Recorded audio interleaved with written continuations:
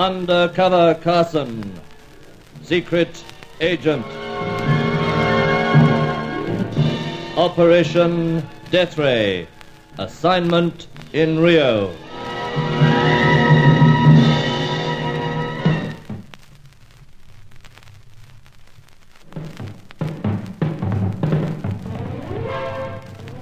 The burning question was, who had drugged the cocktail? First suspect was Paquita Rifio, our exotic fashion model. She was the last caller at my hotel suite on that rather busy afternoon. She'd been there offering to sell me the information we so desperately needed, the whereabouts of her former husband, the blonde flyer. But then, shortly before her, there'd been two other callers, the fair, aloof Helena Jansen and our French-Italian dancer, Fay Corelli. Which one of them? Sir Giles Davenport and I had a light snack out on the balcony. We sat back there looking out on the shimmering lights of Rio. We still hadn't arrived at any answer. Look at it down below, Carson. Must be some of the speediest traffic in the world. Yeah, without a doubt, Sir Giles. Big city, Rio. Wonderful city. But to get back to it, who tampered with your cocktail? Can't imagine any one of those dear creatures. You might have done it yourself, of course. Me, Sir Giles? Indeed. I recall you telling me that among the fabulous pipes you carry about, you have one with knockout drops concealed in a false bowl. In fact, you showed me the juicy thing. Never been guilty of self-inflicted wounds, sir. I don't know about that either. How so? Well, in a few days you've inflicted these 3 women upon yourself, and look what happened. I see what you mean. And it must be one of them. Well, best we can do is go through them one by one again. Fay Corelli. Imagine her? Candidly, no. Divine soul like that, it seems impossible. Besides, any reason why she should? Nothing definite. But something, Carson? Come along. She was very curious to know who my business contact was to be. The one for whom the cocktail mixed. Well, hardly a motive, but strange minds to some women. She could well have dropped something into the cocktail. Oh, yes, the top was off the shaker, and nothing was poured from it after I gave Fay a glass when she was at daggers drawn with Helena Jansen. This Miss Jansen could be suspected. After all, Carson, it was at that antique shop of hers that you nearly collected an arrow from some ancient crossbow. Don't think so, sir. Madness for her to do anything so obvious. Knew nothing about it, sure. Yet this afternoon there wasn't really any necessity for her to come up to your suite. Perhaps not. Yet the chappie on desk below knew I was expecting someone. Said go straight up. More like a carpeted railway station, this place, than a hotel, you know, sir. Of course, I've never met the young lady. But you've seen her, though? Oh, vaguely, Carson, when I've dropped into that shop of hers in the Rue des Ouvidors.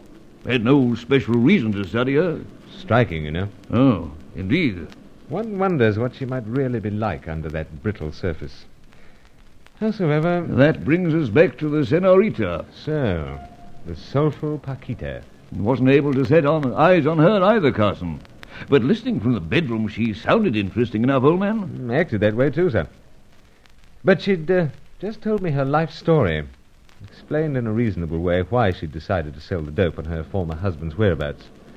Rang pretty true, sir. Reasonable enough, I suppose. This Eric Seidel's got her so organized that her life's not her own. Wants to get back her freedom. Money the only way. This her chance. It could be a clever concoction all the same. Sir Giles, I had a little interlude with Eric Seidel. We'll believe all the senorita says. Then we've no special reason for saying it was her either. No, feel certain. And that gets us back to where we started from. No, Sir Giles. We must decide now whether or not to act on Paquita's offer. One thing's becoming clearer and clearer. The agents of another power, or powers, are working right under our noses. The sooner we track down that blonde flyer, the better. Obviously, no one else has trailed him yet. Apparently not, Carson. Then how about we take up her offer? At 25,000 cruzeros? Only £500 sterling, roughly. Only? Oh, beat it down to half that, perhaps. But at twice the price. Worth it to us. And we have the wherewithal. Well, that can be arranged, Carson. But we can't negotiate with her, not directly. I'm not suggesting that, sir. Huh? Yeah, we'll just have to nut out some way. But soon. Yeah, what about my servant? Angelo. Joves, yes. Yes, he could handle it, huh? Handle some devilish problems in his time, Carson. Imagine it. especially after he threatened me with that knife. This'll be his chance to make up for that episode, Carson, and he's eager to do that. Let's see now how we go about it. You told the young woman you'd make inquiries regarding who it was who might be interested in tracking down this former husband of hers. And so, she seemed to have the idea it was me. I had to smother that as best could. Anyway, if we decide that Angelo can meet her somewhere tomorrow, say, to discuss terms, I could phone her tonight. Angelo's free at any time, so you can phone her as soon as you like. We'll try it right away. Good. Of course, there's that little formality to be observed. Just make sure we don't start whispering into friend Seidel's ear. But let's inside.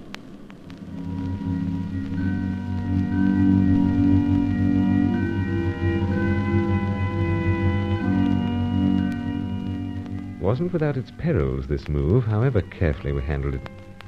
If Paquita Rifio was working against, and there were people working against us, and someone had drugged the cocktail, then perhaps Undercover Carson would be forced out into the open. Anyway, I phoned through to her apartment with Sir Giles standing alongside, quietly stroking his chin. It was all over in a matter of seconds. No luck, Carson? Afraid not, Sam. Ah. Asked for Dolores, as prearranged. Yes. Paquita answered, but just said I was on the wrong number. Ah, coast not clear, eh? Seidel or someone about, obviously. I like the way you disguised your voice, Carson. Do wonders with pipe in mouth. Jolly good. Anyway, we'll have to defer things until the morning. Pity, though. Overnight, anything could happen. For what powers these other agents are working, we can only guess. But they're working, and they're working darn well. Well, as long as they don't go beyond turning over private hotel suites or drugging cocktails, we won't be lost in the race. But I'd better be getting back to my apartment. Angelo will be out of his dear dark mind worrying where I am. Care to come over, Carson? Just for the run. Short, but still... Actually, going to El Rocco, sir. El Rocco? Oh. Enough said. Promised fair. Why not, old chap? Well, why not you too, sir? Oh, no, Carson, the aged fella like myself... You said you like to see Faye dance, sir. I did. Perhaps... Oh, then let's. Millionaire's idea of bird watching. Thank you, Carson. First, I give Angelo a tinkle, and then we'll be off.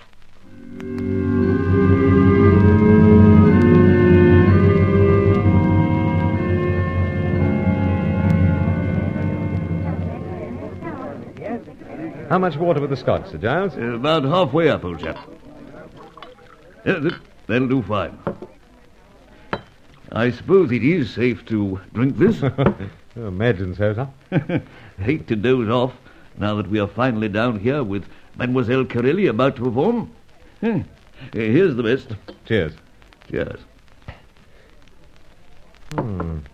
Anything wrong, Carson? Nothing special, just wondering where Faye is. We saw her a moment ago, didn't we? Fluttering around the edge of the stage. So, but wondering why she hasn't come over. Oh, mind on her work, perhaps. Strange, huh? Howsoever, let's drink. Hello, what now? Faye's act. Band getting ready. Oh, yes, of course.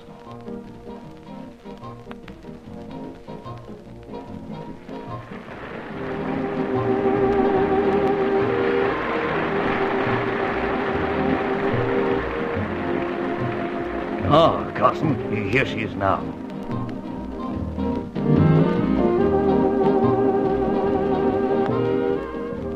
As you say, old chap, divine. So, but there is something wrong. It seems perfection to me. No, not the dance. From that look on her face, we might not be here. Oh, then we'll soon attend to that. No, don't wave, sir. Carson. Best we don't try to recognize her. But why, old chap? I can't quite work it out. Of course, you know the way these dancers get, almost in a trance. It wasn't like this last time I saw her. Not better, surely. Why, I've never seen the like. Supple as a kitten, by Jove. Steady now, sir. She's spinning round towards us. Yes, magnificent. Steady, sir. Oh, yes, old chap. But still... Explain in a moment.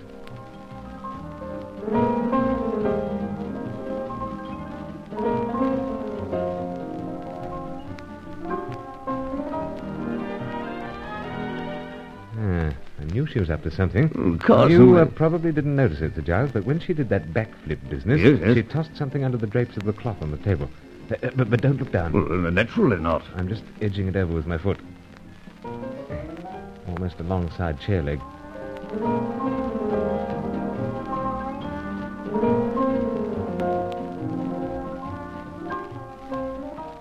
Now's a chance to pick it up. You got it. So, message. Careful as you read it. Don't worry, sir. Well, Carson?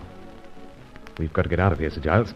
Fast. Any reason given? Someone over in corner planning to start a fight with me. Let's go. We can't leave while the young lady's still dancing. No matter of have to. Come on.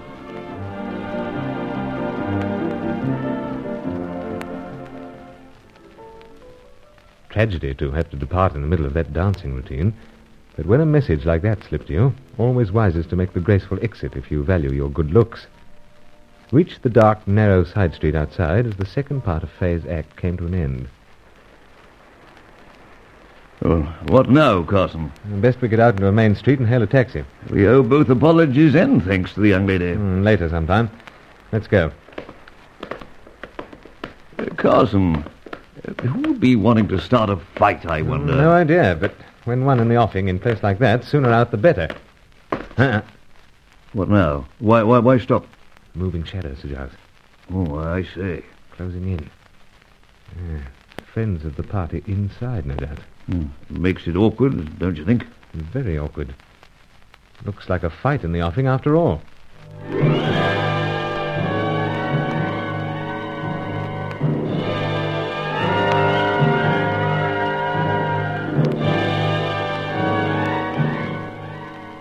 Awkward, to say the least.